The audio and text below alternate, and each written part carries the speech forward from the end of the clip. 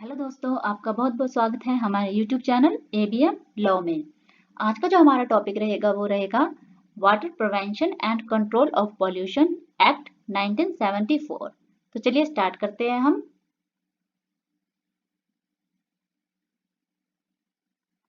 सबसे पहले बात करेंगे हम इसके इंट्रोडक्शन की। The water prevention and control of pollution act was passed in 1974। जो water prevention and control of pollution act है इसे पास किया गया था 1974 में। अब हम बात करेंगे इसके मेजर ऑब्जेक्टिव्स की, यानी कि मेजर ऑब्जेक्टिव्स क्या थे इसके। Prevent and control water pollution, यानी कि जो वाटर पॉल्यूशन है उसकी रोकथाम करना और उसको कंट्रोल करना।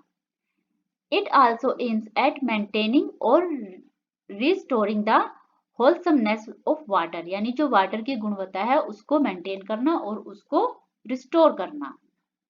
It provides for the establishment of pollution control board at central and state level।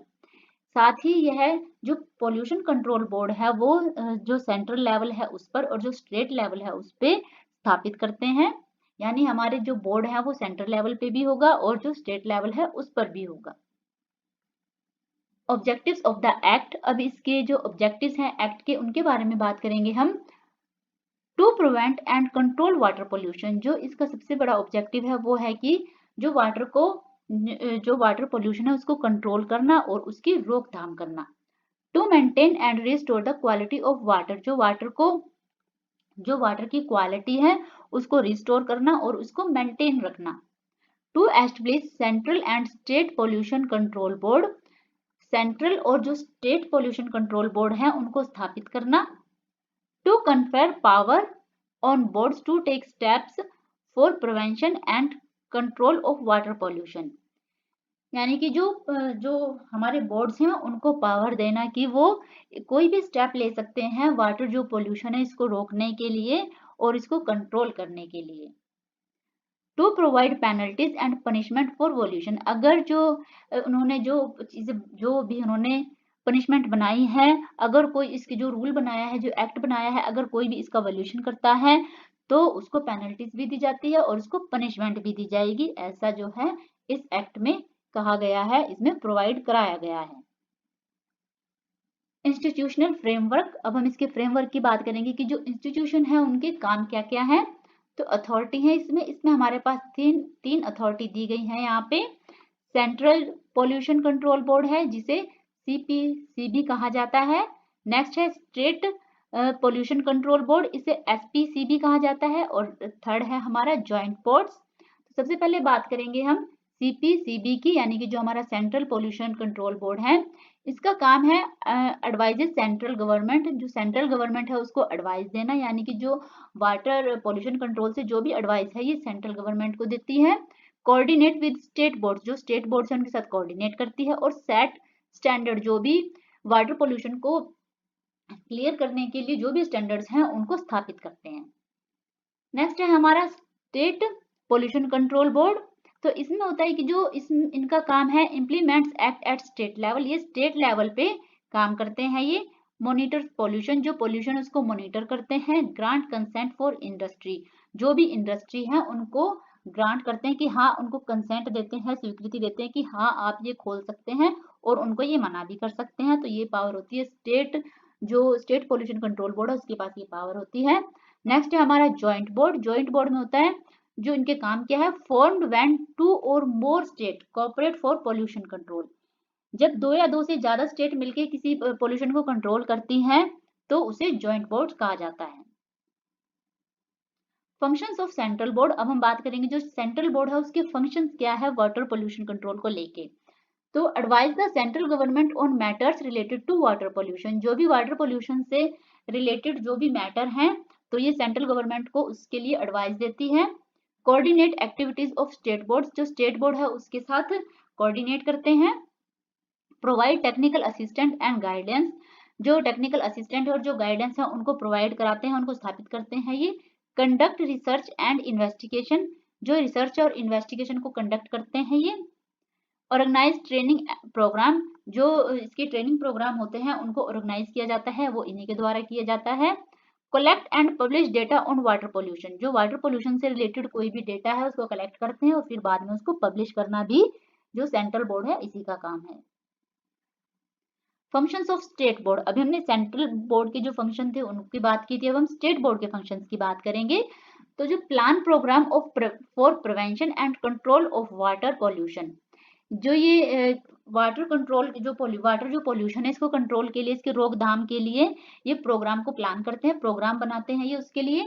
Advice the state government को एडवाइस देते हैं, यानी कोई भी वाटर पॉल्यूशन से रिलेटेड कोई भी एडवाइस है वो ये स्टेट गवर्नमेंट को देंगे। Collect and analyse water samples, जो वाटर सैंपल्स है उसको कलेक्ट करते हैं और फिर उनको एनालाइज किया जाता है। इंस्पेक्ट सेवेज और ट्रेड एफुलेंट ट्रीटमेंट प्लांट्स, जो भी ट्रीटमेंट प्लांट्स हैं उनको, जो भी ट्रेड एफुलेंट ट्रीटमेंट प्लांट्स है जो भी, उनके लिए इंस्पेक्शन करते हैं। ले डाउन स्टैंडर्ड फॉर एफुलेंट्स, जो भी स्टैंडर्ड है एफुलेंट्स के उसको ले डाउन करते हैं। Grant for refuse consent for establishment of industry, जो भी इंडस्ट्रीज हैं उनको ये जो ग्रांट जो कंसेंट है वो ग्रांट करते हैं, ये उसको रिफ्यूज भी कर सकते हैं और ये उसको परमिशन भी दे सकते हैं। मतलब जो भी अगर कोई फैक्ट्री को खोलना चाहता है, इंडस्ट्री को कोई ओपन करना चाहता है तो सबसे पहले वो स्टेट बोर्ड के पास आएगा, इनकी कंसेंट से ही वो जो है अपनी जो इंडस्ट्री है उसको चला सकता है, वो उसको स्थापित कर सकता है। पावर्स ऑफ द बोर्ड्स, अब हम इनकी पावर्स की बात करेंगे कि इनके पास क्या क्या पावर्स हैं। To obtain information from industry, इनको पूरी पावर है कि जो भी इंडस्ट्री से कोई भी इंफॉर्मेशन है वो ले सकते हैं ये, जैसे किसी भी चीज की इंडस्ट्री है तो उससे ये कोई भी इंफॉर्मेशन ले सकते हैं, किसी भी टाइम इंफॉर्मेशन ले सकते हैं। To take samples of water और एफ्लुएंट्स, ये उससे जो वाटर के सैंपल हैं वो भी ले सकते हैं। To enter and inspect premises, ये वहां पे जा सकते हैं जो भी एरिया है और वहां पे जाके ये इंस्पेक्शन कर सकते हैं, तो इन्हें पूरी आजादी है कि वहां जाके एंट्री भी कर सकते हैं और वहां जाके ये उसकी जो भी उनका एरिया है उसको इंस्पेक्शन भी कर सकते हैं। टू डायरेक्ट क्लोजर और stoppage of water supply in case of violation, अगर कोई इस एक्ट के तहत वायलेशन करता है, इस रूल को तोड़ता है, तो फिर ये वहां का जो वाटर की सप्लाई है उसको बंद करने का अधिकार भी इनके पास है। To to establish laboratories for testing, ये जो लेबोरेटरीज हैं, जो टेस्टिंग के लिए लेबोरेटरीज हैं उनकी स्थापित करते हैं। की प्रोविजंस, तो इसके की प्रोविजंस हैं। Consent of SPCB required before establishing and industry discharging effluent, यानी कि कोई भी इंडस्ट्री है उसको अपने जो एस्टेब्लिश होने से पहले उसे एसपीसीबी की जो कंसेंट है वो रिक्वायर्ड है, यानी कि उसकी रिक्वायर्ड जब तक वो अपनी कंसेंट नहीं देगी तब तक कोई भी इंडस्ट्री को स्थापित नहीं की जा सकती। तो किसी भी इंडस्ट्री के लिए जरूरी है कि वो सबसे पहले कंसेंट ले, स्वीकृति ले एसपीसीबी से।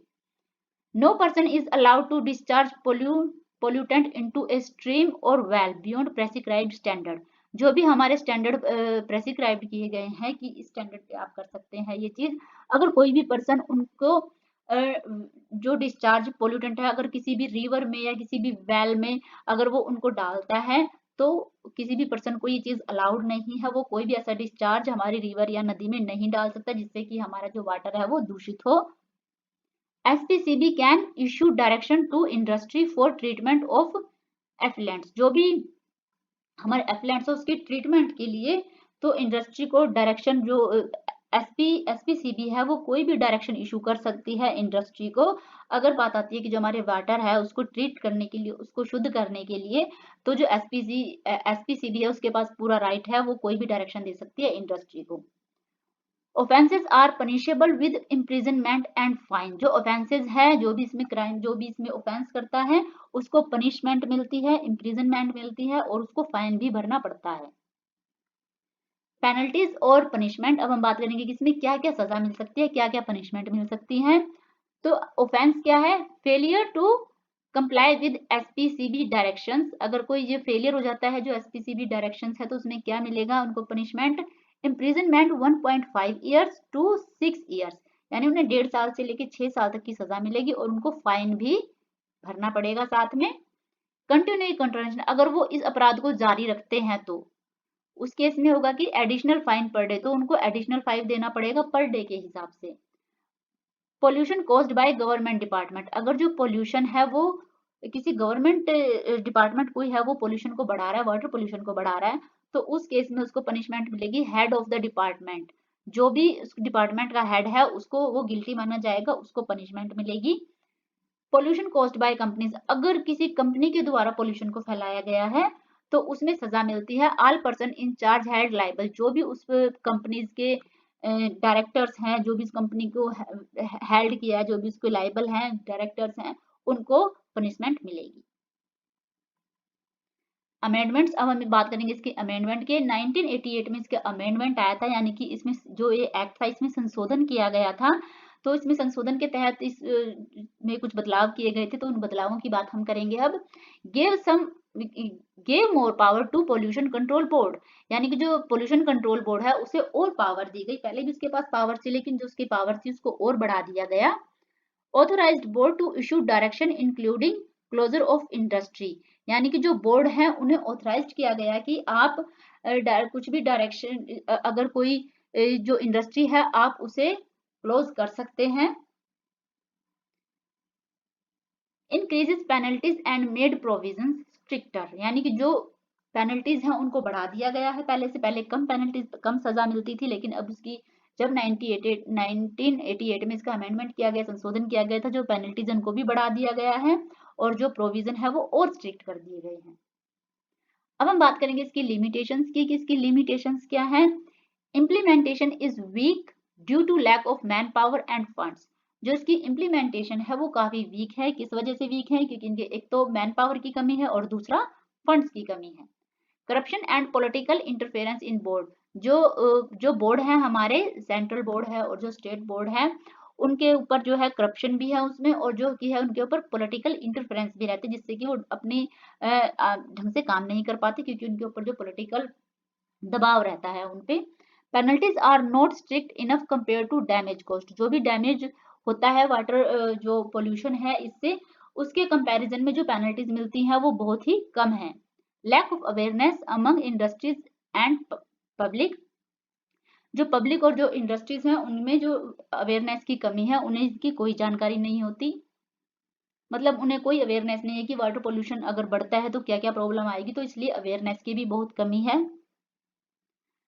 Thank you. अगर आपको हमारी वीडियो पसंद आई है तो प्लीज़ हमारी वीडियो को लाइक करें, शेयर करें, हमारे चैनल को सब्सक्राइब करें। अगर आपकी लॉ से रिलेटेड कोई भी क्यूरी है, क्वेश्चन है, तो आप हमसे पूछ सकते हैं। अगर आपको लॉ से रिलेटेड कोई भी नोट्स चाहिए तो वो भी हम आपको पीडीएफ फॉर्मेट में उपलब्ध करा देंगे। Thank you.